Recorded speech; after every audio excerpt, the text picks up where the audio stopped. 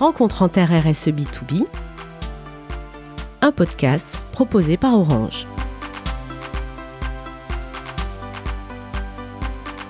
Bonjour à toutes et à tous, un nouvel épisode de Rencontre en Terre RSE B2B d'Orange et j'ai comme à l'habitude le plaisir de recevoir la formidable Justine Bas, la boss de Public Studio. Bonjour Justine. Bonjour Laurent. Aujourd'hui Justine, nous allons parler d'un secteur que nous connaissons bien, toi et moi, à savoir les médias. Et Dieu sait si c'est important pour se faire connaître son entreprise et quelque part avoir du business. Exactement, moi j'ai vraiment appris à les aimer.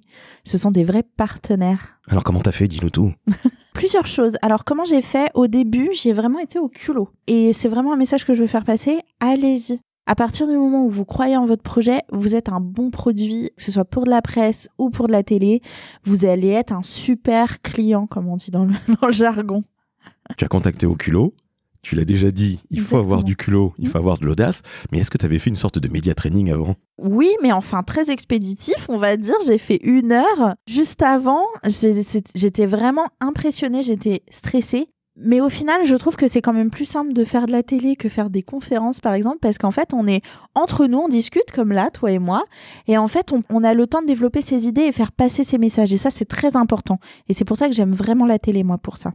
On parle de télé, on va parler de BFM, puisque tu es une récurrente chez BFM Tech. Oui, tout à fait. Donc là, bravo, félicitations. Oui. Et en plus, pour toi, ça a commencé hyper tôt, tu avais à peine monté ta boîte et boum, on t'appelle. Oui, j'étais encore étudiante en plus. En fait, ce qui s'est passé, c'est que plusieurs choses. C'est que déjà, ma première télé, je l'ai eue aussi grâce au programme d'accompagnement, parce qu'en fait, j'étais venue parler de ce programme-là avant de parler de ma boîte. Après, on m'a rappelé pour parler de ma boîte, parce qu'en fait, ils se sont rendus compte que ça avait bien marché, que les gens m'appréciaient, etc.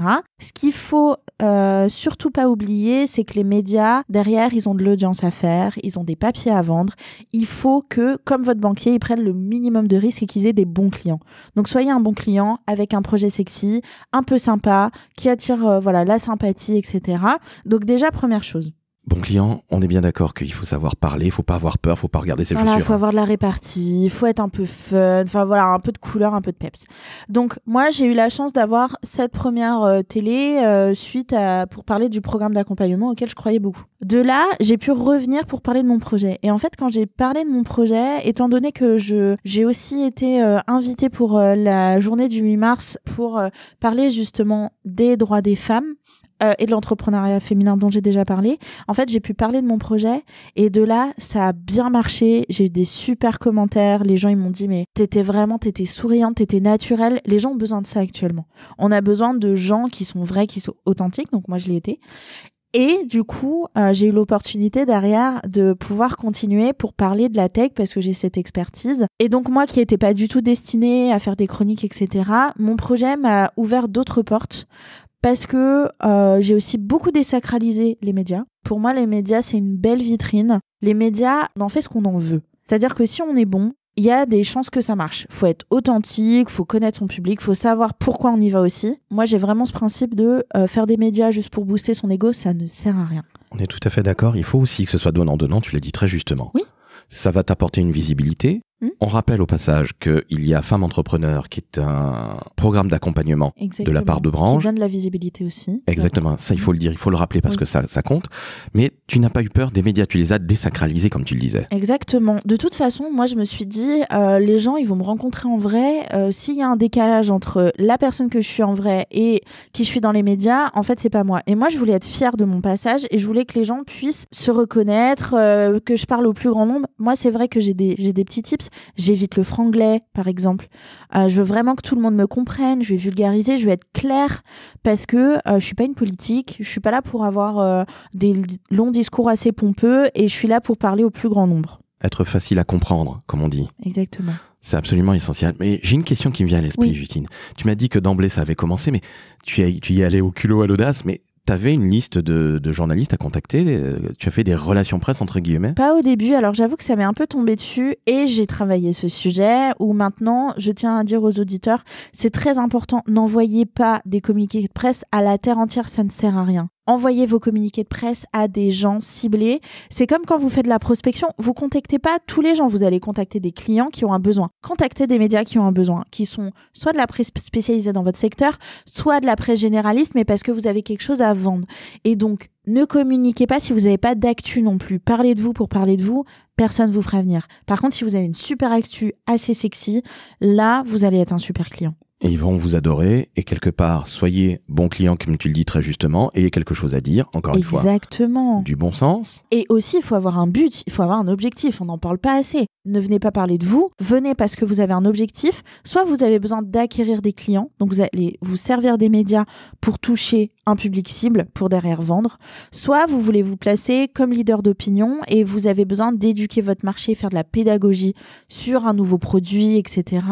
Et donc là, vous allez vous servir des médias pour acquérir de la notoriété. Et soyez bien clair, ayez un but. On est d'accord, on n'est pas comme un poulet sans tête, si je puis m'exprimer. Exactement. Il faut que le temps que vous dédiez, il y ait un retour sur investissement, c'est très important. Est-ce que tu as déjà fait appel à des influenceurs ? Alors, quand on est sur des influenceurs, un stade de développement d'entreprise qui est égal à quelque part cet investissement que tu vas faire. Oui. Mais les médias sont aussi des influenceurs, c'est les premiers influenceurs, le journaliste. Exactement.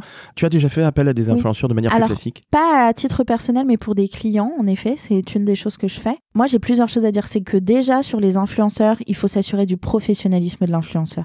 À partir du moment où on met des budgets, il faut aussi se dire qu'on sait qu'on achète la communauté, entre guillemets. C'est pas de l'argent qu'on met dans le vide, parce qu'il y a beaucoup de gens, où il y a beaucoup de conflits qui vont être créés parce qu'on voit les montants qu'on donne aux influenceurs. C'est justifié. Ils ont une communauté que vous allez pouvoir toucher. C'est le jeu. Maintenant, le professionnalisme de l'influenceur est très important. Il faut que vous puissiez briefer, faire passer les messages et maîtriser votre com. Il faut que les messages que l'influenceur va faire passer, il faut que vous soyez en accord. Il faut qu'il y ait des validations. Il faut que vous parliez avec l'agent aussi. C'est très important. Donc vraiment, faites appel à des influenceurs, mais déjà checkez les chiffres en amont. Soyez sûr de, par exemple, le taux d'engagement de l'influenceur. N'allez pas dire « Ah bah lui, je l'ai vu sur TikTok, il est super sympa, tiens, on va faire un partenariat, etc. » Non.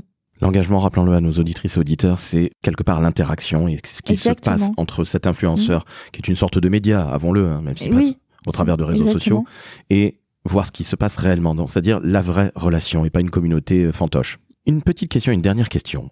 On parlait justement des réseaux sociaux. Il faut les utiliser quelque part. Ce sont aussi quelque part des médias entre guillemets gratuits. C'est son propre média. On est d'accord. Donc là aussi, il faut y aller. Oui. Il faut savoir ce qu'on dit. Exactement. Moi, c'est ce que je dis aussi à tous les entrepreneurs que je coach, c'est que vous pouvez démarcher des journalistes. Ça, c'est faisable quand vous n'avez pas les moyens de passer par des agences au début, etc. Néanmoins, déjà, il faut personnaliser les accroches. C'est des choses logiques, mais bon, voilà.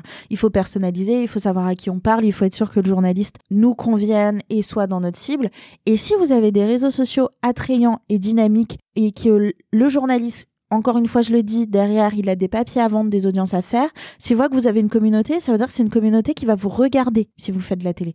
Ou alors qui va lire l'article. Et lui, c'est ce qu'il cherche. Le journaliste prend le minimum de risques et a besoin de bons clients. Si déjà vous cartonnez sur les réseaux sociaux, c'est un plus. Ça lui montre que s'il vous fait venir, vous serez un bon client. Parce que vous savez parler face caméra, qu'il y a des gens qui vous suivent et que ce que vous dites intéresse des gens. On est tout à fait d'accord. Alors, merci beaucoup pour ces conseils. Alors, encore une fois, du bon sens, je me répète 1 milliard de fois, mais la communication, c'est un vrai métier. Ça tombe bien, c'est le nôtre, à toi et moi. Exactement. Mais rappelons-le à nos auditrices et auditeurs, sans communication, une entreprise qui ne communique pas, c'est une entreprise qui ne vit pas, qui n'est pas visible, et ça va être compliqué de trouver du business, entre autres. Donc, merci à toi, Justine, c'était absolument sensationnel.